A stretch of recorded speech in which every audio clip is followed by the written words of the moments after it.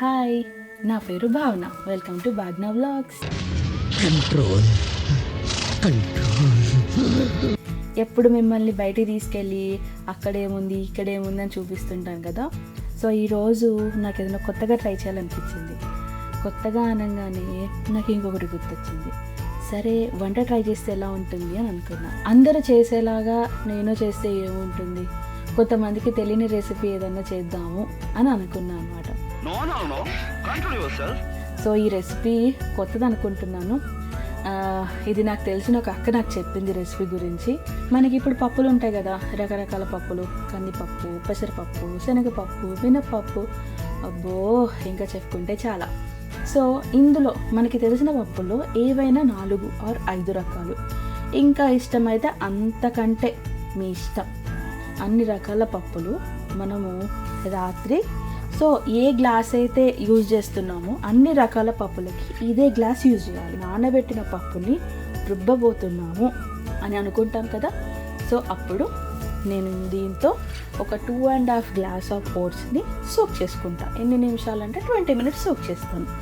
చేసి ఇప్పుడు ఈ పప్పుల్ని గ్రైండ్ చేసుకుంటాను కదా, దాంతోపాటు ఈ నానబెట్టిన ఆ పోహాని కూడా వేసేస్తాను అనమాట. వేసేసి అన్నీ 2 కలిపి అందులో కొంచెం సాల్ట్ మన టేస్ట్కి తగ్గట్టు మీ ఇష్టం. ఇప్పుడు పప్పుని అండ్ ఓట్స్ని రుబ్బేసుకొని సాల్ట్ యాడ్ చేసేసుకొని పక్కన పెట్టుకుంటాం. దీన్ని మనం ఫర్మెంట్ చేయాల్సిన పని లేదు నేను ఫర్మెంట్ చేసుకునే తింటాను అని అంటే మీ ఇష్టం, అది కూడా చేసుకోవచ్చు.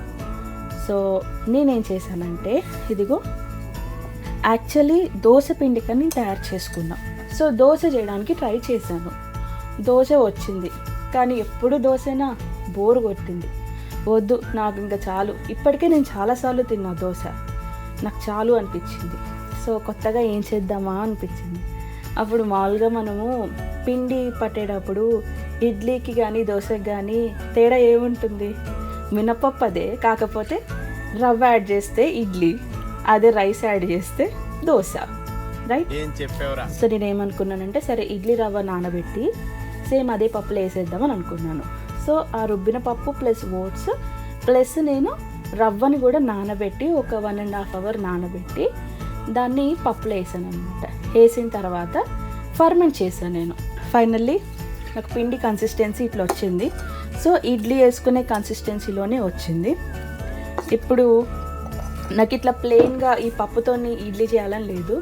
నా దగ్గర మిగిలిపోయిన పన్నీర్ ఉంది, ఇంకా క్యారెట్ ఉంది.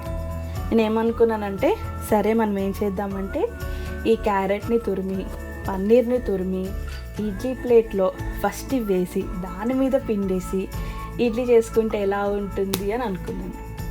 ఇది నేను ఒక్కదాన్నే ఎందుకు ట్రై చేయడం, నాతో పాటు మీరు కూడా లైవ్లో చూస్తే బాగుంటుంది కదా అని ఒక అద్భుతమైన ఆలోచన వచ్చింది. సో నాతో పాటు మీరు కూడా లైవ్లో చూడండి ఈ ఇడ్లీని ఎట్లా తయారు చేస్తున్నాను. ఇది ఫస్ట్ టైం నేను తయారు చేయడం. ఇది హిట్ అవుతుందా ఫ్లాప్ అవుతుందో తెలీదు, but let's enjoy the process. Okay, so నేను ప్రాసెస్ని స్టార్ట్ చేయడానికి రెడీగా ఉన్నాను. మీరు రెడీగా ఉన్నారా చూడడానికి? Okay, let's go. సో నేను ఒక బౌల్ తీసుకున్నాను, paneer and greater. Okay, paneer great చేసుకున్నాను. గ్రేట్ చేసుకున్న పన్నీర్లో నేను క్యారెట్ వేస్తున్నాను.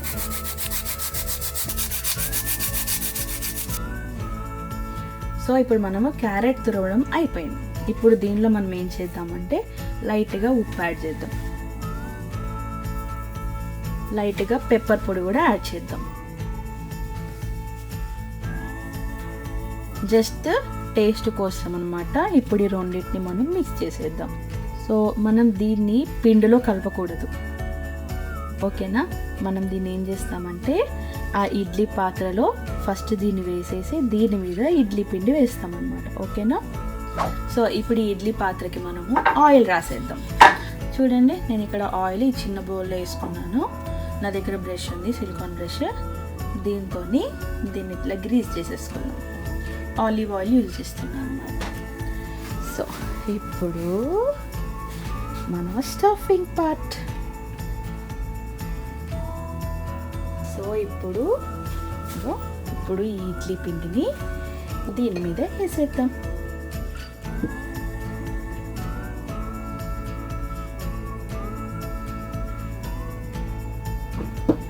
ఓకే, సో ఇప్పుడు మన పిండి అయిపోయింది. ఇప్పుడు మనము ఈ ప్లేట్ని తీసుకుని ఇడ్లీ పాత్రలో పెట్టేద్దాం. ఓకే,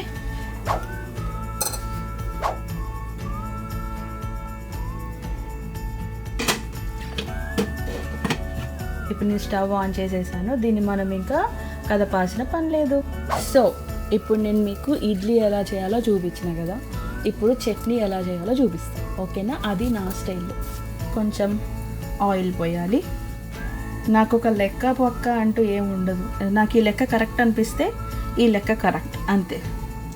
అందుకనే అన్నమాట మన వంటలు చాలా వరకు ఫెయిల్ అవుతాయి. ఇప్పుడు ఈ గ్లాస్తోని 2 గ్లాసులు వేరుశనగ పప్పు తీసుకుని వేయిస్తున్నాను. ఆల్రెడీ ఒకటి వేసేసాను, ఇప్పుడు ఇంకోటి వేస్తున్నా. ఇది ఒక పక్క అవుతూ ఉంటుంది. ఈలోపు మనం ఏం చేయాలి అని అంటే, ఎన్ని వేరుశనగలు ఉన్నాయి కదా, ఒక 3 వెల్లుల్లి తీసుకొని ఇందులో వేసేద్దాం. ఓ మాడటకు వచ్చేసినాయి, మాడిపోతున్నాయి అమ్మా. ఇదిగోండి, ఇప్పుడు ఈ వెల్లుల్ని ఇందులో వేసేస్తున్నాం. సో ఇప్పుడు ఇందులోకి ఈ 3 పచ్చిమిర్చి వేస్తున్నాను. ఎక్కువ వేస్తే ఘాట్ అవుతుంది, తుంపి వేసుకుంటే బెటర్. లేకపోతే ఈ పచ్చిమిర్చి ఎగిరి మన మీద పడుతుంది. ఇది ఆల్మోస్ట్ మాడే స్టేజ్కి వచ్చేసింది. సిమ్లో పెట్టేసి ఇంకా గాల్లో దీన్ని వేయిస్తున్నాను అన్నమాట. నేను ఇప్పుడు జీలకర్ర ముందే ఎందుకు వెళ్ళదు మీకు అర్థమైంది కదా, ఎందుకంటే మాడిపోతుంది కాబట్టి నేను ముందుగా వెళ్ళేది. ఇదిగో ఇప్పుడు వేస్తే కరెక్ట్ స్టేజ్ అనమాట. ఇందులో కొంచెం ఉప్పు వేసుకుని, ఇలా ఉప్పు వేసుకుని పక్కన పెట్టేసుకున్నాం. సో ఇప్పుడు మనం ఇడ్లీ పాత్రలు చేస్తే పొగలు పొగలు వస్తుంది, రైట్? అసలు లోపల ఏం జరుగుతుందా అని చూద్దాం. ఓకే, సో ఇప్పుడు మనకి ఇడ్లీ ఆల్మోస్ట్ ఆల్ రెడీ అయిపోయినట్లే. మనం ఇప్పుడు ఏం చేద్దామంటే దీన్ని సిమ్లో పెట్టేద్దాం. ఓకే, ఇందాక మనము వేరుశనగ పప్పుని వేయించుకున్నాం కదా, ఇప్పుడు దాన్ని నేను ఈ చిన్ని మినీ గ్రైండర్లో వేసి గ్రైండ్ చేసి పచ్చడి చేసేస్తాం. సో ఇప్పుడు మన ఇడ్లీలు అయిపోయినాయి. మనం ఏం చేద్దామంటే ఇడ్లీని తీసి ఒక బౌల్లో వేసుకుందాం. ఓకే, నేను పాడవుతాయి అనుకున్నాను కానీ చాలా బాగా వచ్చినాయి. చట్నీ రెడీ. ఇదేనండి మనం పన్నీర్ అండ్ క్యారెట్ మంచిగా బేస్లో వేసి దాని మీద ఇడ్లీ వేసుకున్నాం కదా, ఇది అదే ఇడ్లీ. సో ఆ ఇడ్లీ రెడీ. మనం ఇప్పుడు ఈ ఇడ్లీలో మంచిగా చట్నీ వేసుకొని తిందాం. సో చట్నీ రెడీ అయిపోయింది. నా దగ్గర కొంచెం నెయ్యి మిగిలింది, దాన్ని వేసేద్దాం. ఇదిగో ఇంత మిగిలింది, జస్ట్ పైన. మన దగ్గర ఇప్పుడు చట్నీ అండ్ ఇడ్లీ 2 రెడీగా ఉన్నాయి. ఇప్పుడు మనం దాన్ని టేస్ట్ చేసి చూద్దాం ఎలా ఉంది అని. ఓకే, ఇడ్లీ కొంచెం సాఫ్ట్గా రావాలి యాక్చువల్లీ, బట్ కొంచెం గట్టిగా వచ్చింది. అయినా సరే ఇడ్లీ షేప్ వచ్చింది. I'm very happy. టేస్ట్ చూద్దాం.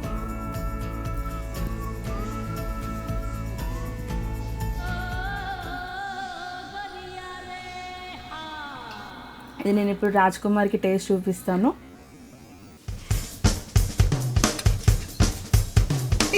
హాయ్ బుజ్జి, ఆకలేస్తుందన్నావుగా, నీకోసమే స్పెషల్గా చేసా. ఏంటిది? ఇది special paneer carrot protein idli. ఎట్లుంది టేస్ట్ చెప్పే, వెయిట్ చేస్తున్నాం.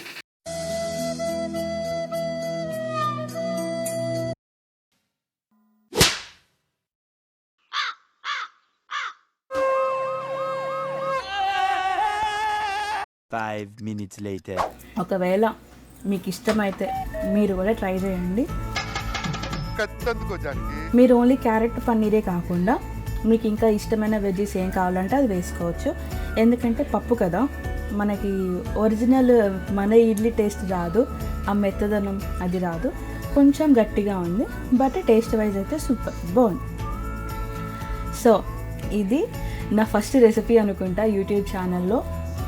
మీకు ఖచ్చితంగా నచ్చుతుందని అనుకుంటున్నాను. కొత్తగా ట్రై చేశాను, లైవ్లో చేశాను. రిజల్ట్ ఎట్లా వస్తుందో తెలియకుండా చేశాను.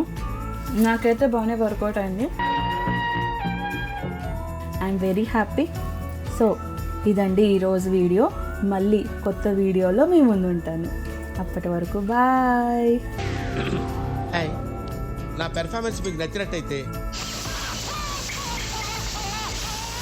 खत्म, bye bye, tata, goodbye, गया.